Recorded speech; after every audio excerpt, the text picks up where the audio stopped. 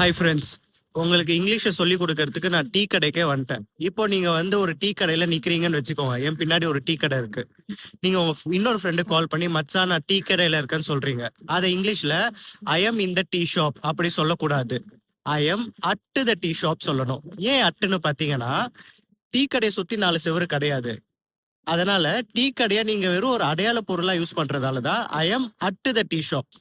இந்த பக்கம் இப்படி திரும்பி பாத்தீங்கன்னா என் பின்னாடி ஒரு பஸ் ஸ்டாப் இருக்கு பாருங்க. சோ அப்போ ஐ am at the bus stop சொல்லலாம். நீங்க சொல்வீங்க டீ கடையில இருக்கீங்கன்னு.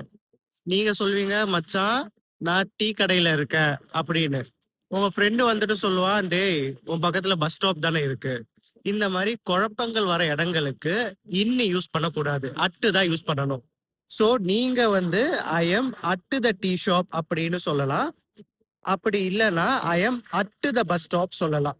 எந்த இடத்த சுத்தி 4 செவர் இல்லையோ அட்டு தான் யூஸ் பண்ணணும். இன்னொரு சிம்பிள் எக்ஸாம்பிள் சொல்றேன் பாருங்க. இப்போ நீங்க பீச்ல இருந்தீங்கன்னா ஐ எம் அட் த பீச் தான் சொல்லணும். ஏன்னா பீச்சை சுத்தி செவரு கிடையாது. வீட்டுக்குள்ள இருந்தீங்கன்னா I am in my house, அந்த இடத்துல இன் யூஸ் பண்ணலாம். இதுதான் அட்டுக்கும் இன்னுக்கும் இருக்கிற டிஃபரன்ஸ். வீடியோ பிடிச்சிருந்தா லைக் பண்ணுங்க, மறக்காம சேனலை சப்ஸ்கிரைப் பண்ணுங்க. ஏதாவது டவுட்ஸ் இருந்தா கமெண்ட் பண்ணுங்க. பாய்.